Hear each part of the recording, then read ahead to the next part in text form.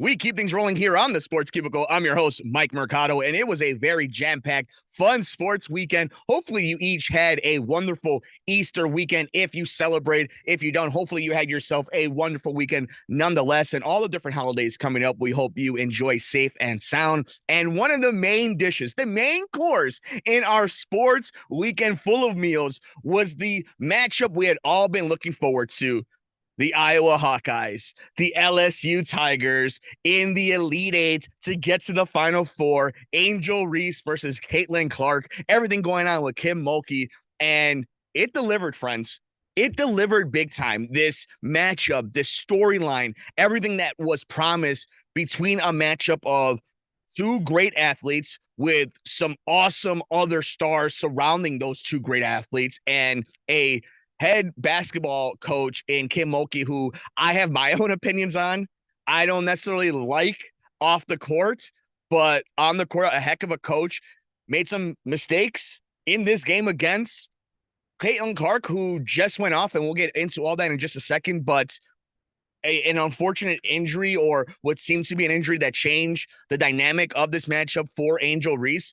And Caitlin Clark stepping up and having that moment, that it moment, the I'm not only here, I'm the person. And shout out to that game. It lived up to everything.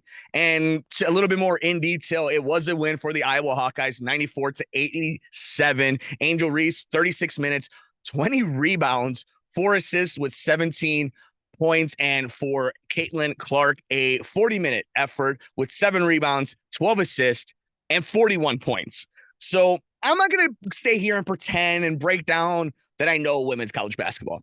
I don't watch the sport enough. I appreciate it. I love the athletes. I love how much the sport has grown and how much it has become part of the sports lexicon, that has become part of the sports conversation. It is part of the water cooler talk. It is part of the text chain. It is a part of social media banter. It's at the barbershops. It is a testament to how much the sport, the athletes have grown, the personalities have grown. And I'm not going to pretend, though, that I watch day in and day out in November, December, January, February. I don't. But the stars are so big, like Angel Reese, like Caitlin Clark, like some of these other awesome players like Juju we saw for USC and we're seeing for UConn with some of the buckets. Like, there's a lot of great players out there that are entertaining and are moving this thing forward from some of the greats that we've seen before, like Diana Taurasi and Sue Bird and Candace Parker and just everybody, all the greats, right? But again, I'm not going to sit here like I watch it the same way I watch the NBA, the NFL, MLB. But I can tell you this, and without BSing, talking about stats and matchups and what Kim Mulkey should have done beyond just either switching who she had defended with Caitlin Clark or double teaming her, I can tell you this much about sports. The crossover has happened.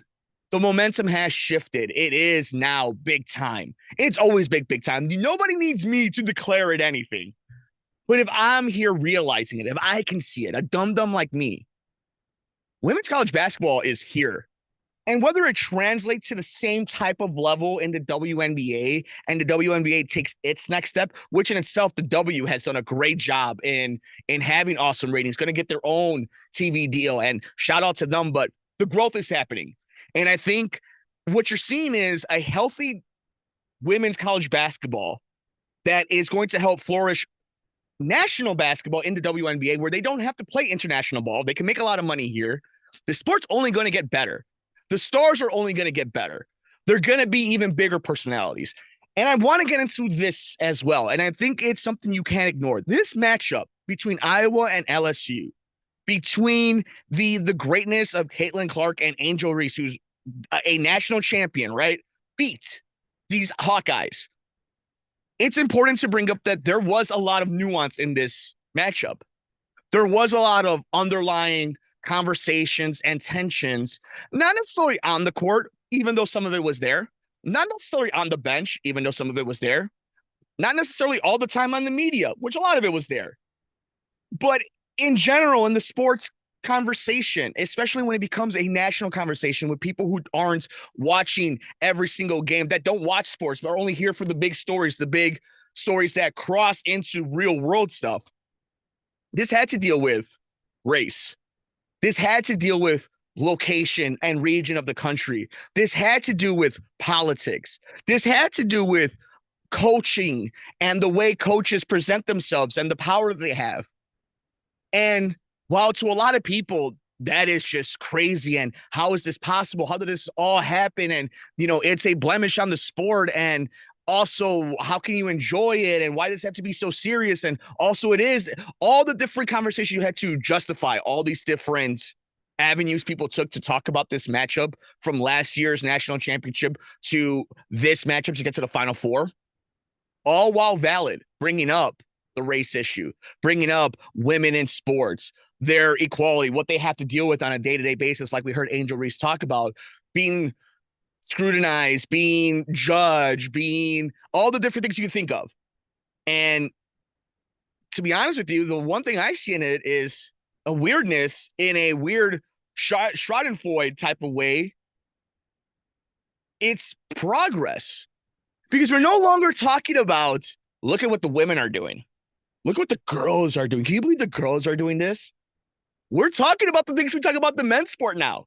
We're talking about, is this player too braggadocious? Should there be more sportsmanship on this level? Who's the GOAT? Wait, this person follows this politician. Wait, they have beef? Guys, gals, sports fans, it has happened. It has happened. It is now just one of the sports. And that is the greatest testament to the hard work done by the women, the people that led the way in women's college basketball, all the way from the 70s and 80s to right now, that it is now that conversation. We're not talking about, the reason why women's college basketball is great because of fundamentals, using those key words that people would like to use to say the thing that they don't want to say, if you catch my drift. That's not the case anymore.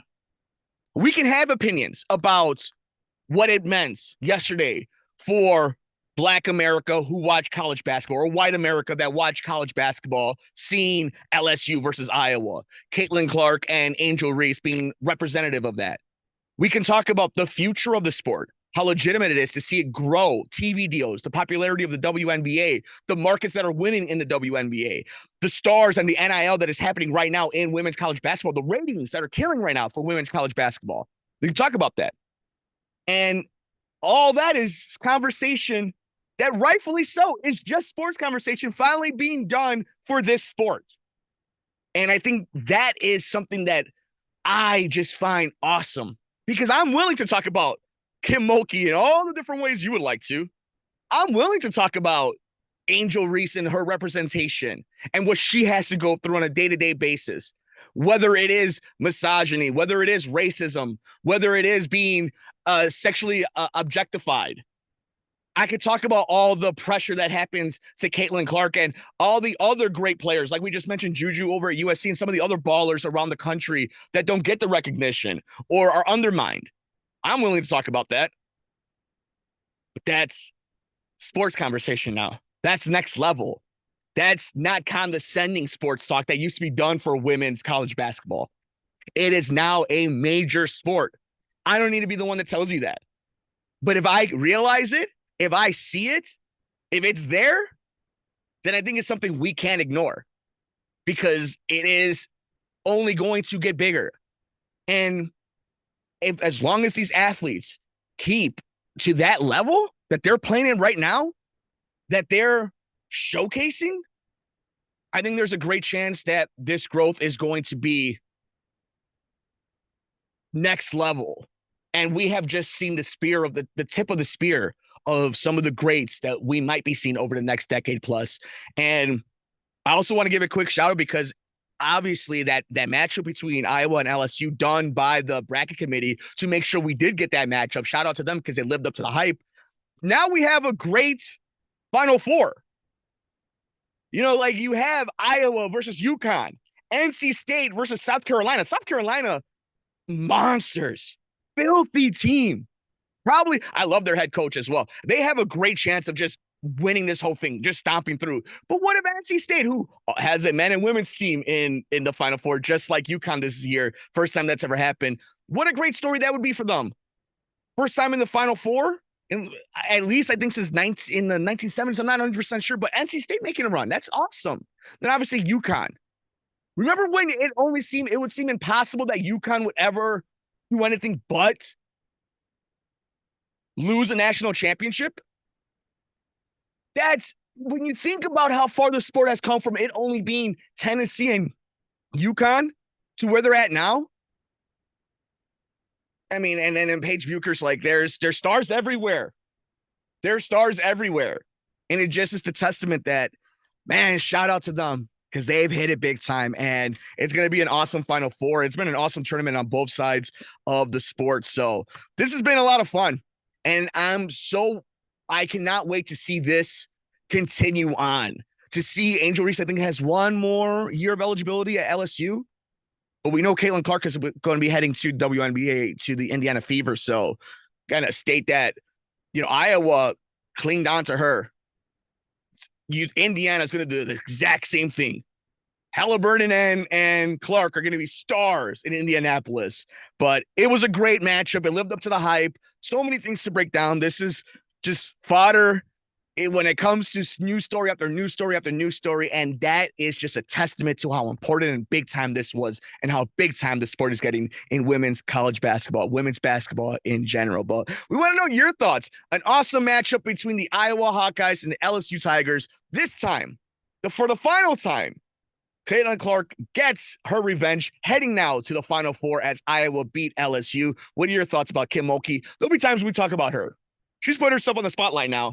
So we'll be dissecting and talking about how her adventure now moves on with LSU, and will that include an Angel Reese and the rest of that awesome roster that we know they're going to be around for a long time. So shout out to them. We got a lot coming up next here on. I also want to give a shout out to, I always forget how to say her first name, but shout out to Johnson. Dropped 23 points, 37 minutes. She should have been on Caitlin Clark, but that's a conversation for a different day. Again, we'll have on an expert here on the Sports Cubicle who's been covering the sport, who could really break down the significance of what this women's March Madness really meant for the sport. But we got a whole lot left here on the Sports Cubicle. Let us know your thoughts. What do you think about Kim Mulkey? What do you think about LSU? What are your thoughts on Caitlin Clark? Will she finish her story? We got a lot left here on the Sports Cubicle. I'm your host, Mike Mercado.